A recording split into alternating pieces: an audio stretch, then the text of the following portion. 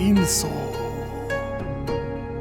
Looking for a product that will do more for your hair? Gorinso. Try Samurai Champloo, the Motodori leader in silkiness. Gorinso. Samurai Champloo, moisturizing the shit out of hair from Kyushu to Hokkaido. Samurai Champloo gives frizzy, honorless hair strength, shine, and a chance to redeem itself.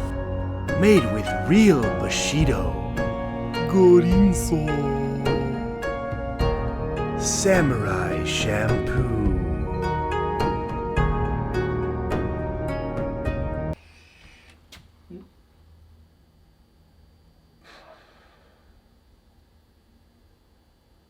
You decided to go with the shampoo sketch, huh?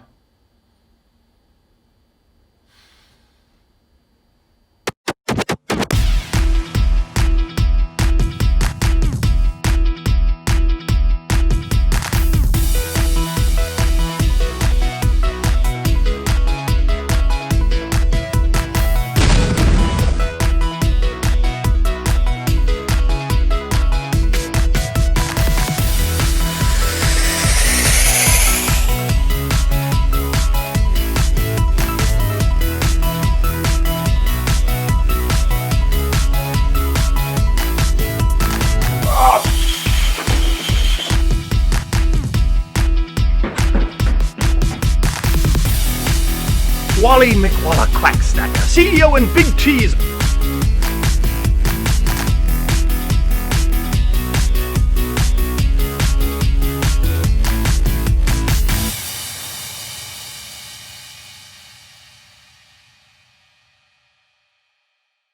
Hello and welcome to Cover by Cover. I'm Never touching the company credit card again.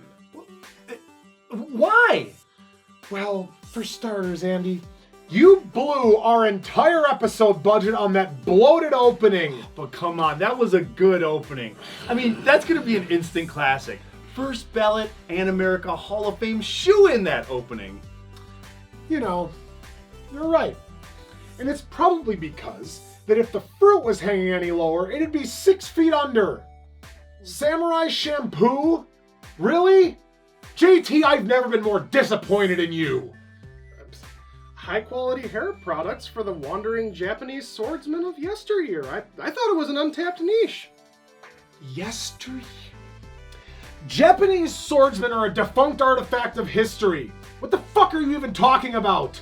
Well, yeah, but if they weren't, though. Okay. So, what you're telling me, what you want me to swallow, is that you guys are getting out of the anime review business. You're leaving Animerica in the rear view, and you're going to start manufacturing and distributing shampoo. You're going to set yourselves up as powerful shampoo tycoons now. Oh, hey, did you know Shampoo Tycoons are opening for Jack White at Bonnaroo this year? Really? Jack White of the White Stripes? The very one. Fuck the both of you! Yes, not that you'd know it from that amazing intro, but we're watching Samurai Champloo today. Champloo, as in the Okinawan word shampuru, meaning stirred up or mixed. This is the follow-up project by famous director Shinichiro Watanabe, and like his previous series, Cowboy Bebop, Champloo is a stirring together of his mismatched tastes in genre. Think one part Afro Samurai, one part Cowboy Bebop with this creation that actually originated as an anime and had a subsequent manga made afterwards. The Chanbara story, or sword-fighting cinema, is loosely placed somewhere between the 17th and 19th centuries in the Edo period of Japan, but lovingly mixes in modern-day hip-hop music and graffiti-stylized artwork. If you don't already know, Champloo has received almost unanimous praise from fans and critics alike. Television-watching scholars cite it as an important piece for analysis on genre theory. Basically, everyone really likes this show. Wait, there are scholars of television watching? Oh yeah, but wait a minute, don't forget, you can't be one. You're gonna be a big shot shampoo fat cat. I'm really starting to regret getting into this business. Oh, me too, but this business. See, now that wouldn't hurt my feelings. Folks, this is Samurai Champloo. How would I shampoo your face? I'm also starting to regret getting into this business. We begin with two of our three main characters, Mugen and Jin, about to be head chopped off with a sword style, publicly executed, for not apologizing. Wait, what year is this set in? Dang it, JT! You put in the copy of Samurai Steinsgate instead of Champloo. So the show actually starts with our third main, Fu, working as a waitress in this restaurant that is frequented by a gaggle of mean bullies. What are you looking at? Hey, talking to you, old man. You got him! Mugen comes by the tea shop and offers to take care of the mean jerks in exchange for 50 dumplings. Fu rejects his offer, instead opting to try her own brand of solution. It's a bold strategy, Cotton. Let's see if it pays off for him. All I want to know is how you're gonna make it up to me. One finger or two? Well, I suppose one ought to be enough. Mugen lounges around like a boss until Fu actually offers him the dumplings and then proceeds to showcase his unique style of swordplay. Gotta give it to this guy, he is cool. Yeah, the way he calls this chump out on his empty threat before cutting off his hand makes him instantly likable and gives him this very punk rock vibe. Combine that with his Zack de la Rocha aesthetic, and you've got yourself a pretty dynamite character design. Oh yeah? Well, while Mugen's busy being a bull in a china shop, the governor's over here also being a mean bully. I mean, just look at the state of that anemic mustache. At the beginning of the episode, he had a big, full, triumphant bastard, the kind that'd make Tom Selleck blush, but the writers have twirled it right off his face with this over-the-top villainy. He employs these three highly skilled samurai bodyguards, famous among the Yagyu to... Oh wait, they're dead. Wait, what? Didn't cut him up with his sword. They're all dead now. Well, hold on now. That was really cool too. These three lick knobs perfectly represent the bureaucracy of the establishment, and Gene dismantles them so effortlessly with his words before literally dismantling them with his katana. But I thought we already had a super cool guy. Yeah, welcome to Samurai Champloo. It's brash, reckless, impudent cool versus distant, elegant, mysterious cool. It's Team Mystic and Team Valor. Choose your side. I like Team Instinct. Yeah, you'd be Fu. The governor's son grossly underestimates Mugen's coolness, threatening him with a fight against his father's three badass bodyguards. After unintentionally exciting Mugen, Gene shows up and the two cool guys start fighting.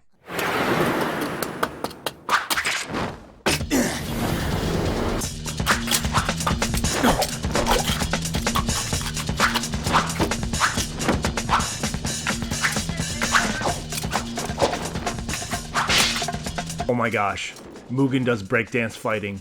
I love him. Ah, it's called capoeira. No it's not. That thing you said was not a word. It's called Eddie Gordo style. Regional variation.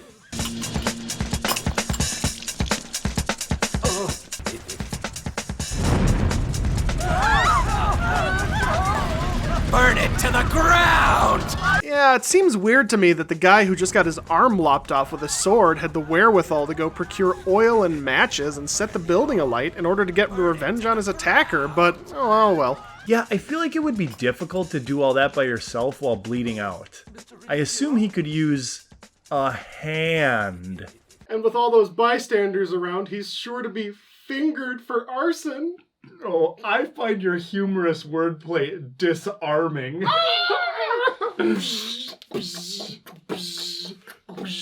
I could still set you both on fire. Anyways, the building burns down with the two cool guys still in it. They awaken to find themselves tied up and in the predicament we saw at the start of the episode. My son burned to death in that fire. And now you're both going to pay for that. Fortunately, it wasn't long ago this place was called a torture department store. Torture department store? So I guess we're just referencing anything from any time period with no regard for context now. You're the lowest of the low. What'd you say? Your stance leaves you wide open, and your moves are totally inefficient. All in all, your fighting style is a mess. Listen here, Mr. Miyagi. My name's Mugen, named after a 2D hack job computer fighting game generator with way too many characters. So have some respect. Jeez, how did I get stuck here with this stiff? Fu sneaks to the holding cell where Mugen and Jean are being held and offers to free them if they agree to help her find the samurai who smells of sunflowers. Hey, well now that sounds like the kind of adventure you could build an entire 26-installment episodic series around. Moltres and Articuno manage to belay their own deaths using a combination of radical breakdance fighting and peerless masculinity. They are busy deciding if they're going to kill every last guard in the execution courtyard, or just as many as necessary to escape, when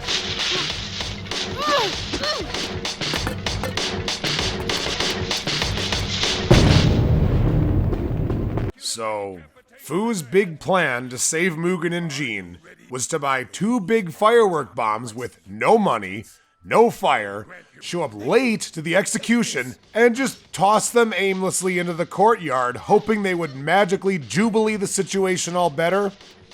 Yeah, I buy it. as soon as the dust settles and our two heroes are free to escape with their lives, they realize it's the perfect time to finish their fight from earlier. Real sticklers for continuity, these two. But Fu steps in to remind them of their promise to help her find a samurai who smells of elderberries. She produces a coin, convincing them to let fate decide if they'll postpone their death match. Give me that.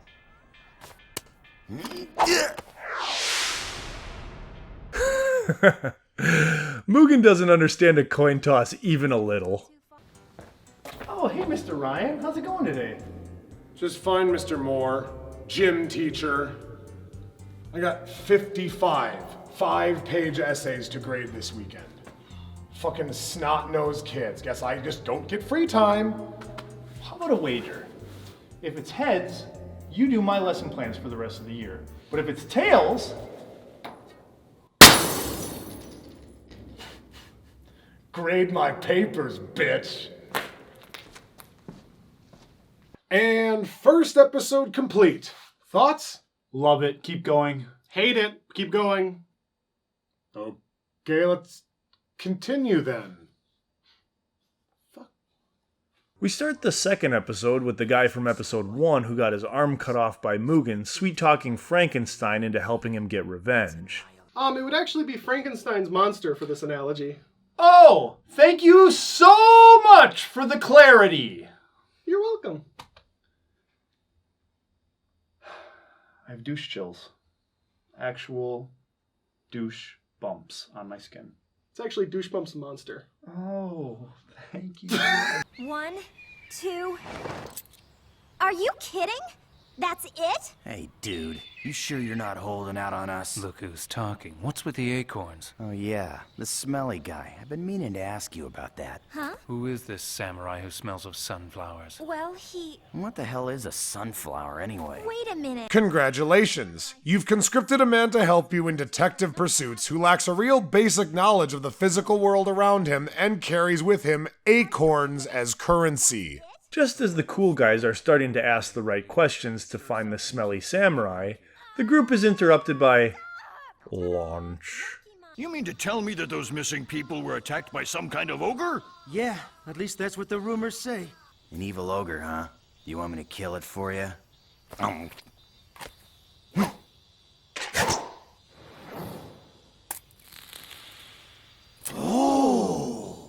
While the three of them are enjoying a meal on credit, Fu can't tell the difference between water and booze, so she collapses in a state of drunken repose. Look at the dumb broad. She's out cold. Let's strip her and dump her. Strip her? Why not just dump her? Hey! Good to see chivalry's alive and well with you. Jeez, man, why do you hate women? Not cool. Fucking gross. What? Speaking of the fairer sex, a lone traveler of the sexy woman variety happens to walk past them on an obscure mountain pass. You know, like they do.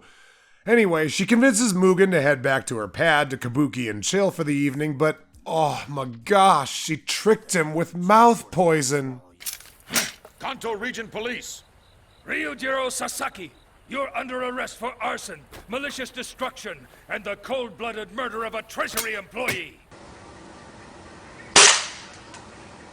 Turns out this Okinawa guy doesn't really like being called an ugly monster, so he goes into a PTSD rage and turns the cops into human pudding. At the same time Mugen was fucking his killer, we're shown that Jean is taking a midnight bath with that cowardly old samurai from earlier, who goes all Alex Jones on him. Beautiful, aren't they? Do you know why fireflies glow like that? They say that every once in a while, a male will try to attract another male. Time to go. Oh, and isn't this sweet? Oniwaka and Fu are getting a chance to bond with each other while he guards her in her prison cell. I killed many people. I am all alone. Aw, come on, big guy, you're not alone. What about that aborted fetus on your face? Then, Jean and the cowardly samurai are out for a serene evening stroll together when... I neglected to mention this earlier, but I am an assassin. Yes, I already know that. Oh my gosh, so cool! That was perfect. The setup for this fight was done so well. I'm not saying it was original or even well disguised, but the players filled their roles wonderfully and the magnificently stoic Ronin engaged in a tried and true awesome trope. Cool guys killing each other dispassionately because it's just work. That's what I don't get. You just admitted this show is tropey, but somehow it gets a pass? Why? Is it just because Watanabe is directing? Not all tropes are bad, and they aren't bad just because they're tropes. Things become tropes because they work, and this is an example of one done very well. My opinion is you're both wrong. Is that an option? I mean, I wasn't really listening. I was distracted by a half-dead Mugen fighting Uggles. Now I'm gonna make you pay for cutting off my arm. Say what? You know what I'm talking about. You're the one. Sorry, dude, but who are you? Sorry, dude. I cut off hundreds of people's arms and legs every year. I can't be expected to remember each and every one of them. Was your name Glenn? Alright, listen, Glenn, maybe you can help me. I'm actually looking for a guy who's missing an arm right now because he's got the antidote for some Netflix-activated poison I ingested earlier tonight while spelunking Muff Cove with an 8.7. Got any leads? I see. I've got to admit you're much better than I expected. In fact, if we were in a dojo, I might not be able to beat you. Oh, you think I'm good in a dojo? You should see me fight in a department store. And now we're back to Mugen, who's being taunted with the antidote by... Ladies and gentlemen, long have you waited in rapt anticipation of this moment, but it's finally time once again for Places to Never Pause.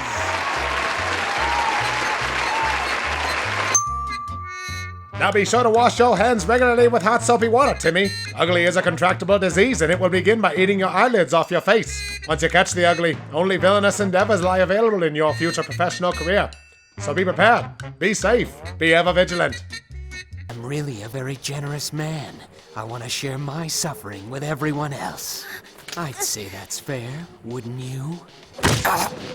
Oniwaka has a change of heart and kills his douche canoe handler. Oh my gosh, another trope. Instant classic. Mugen thanks Oniwaka for his trouble by dissecting his aorta, and as they lay dying on the ground, the old assassin fighting Jean realizes his employer is died, so he engages the brakes on the murder train, leaving Jean with an ominous guarantee of their meeting again. Alright, you two jazz cats, that's the end of 2 episodes. Would you continue watching? Yes. No. Yes. No. Yes. No. No. Glad you could see it my way. Damn it, Joe! Overall, I really do not care for the structure of the first episode or its bizarre pacing or the bizarre out-of-place record scratch transitions. The content is pretty great, but when it comes to the style, it's just bizarre.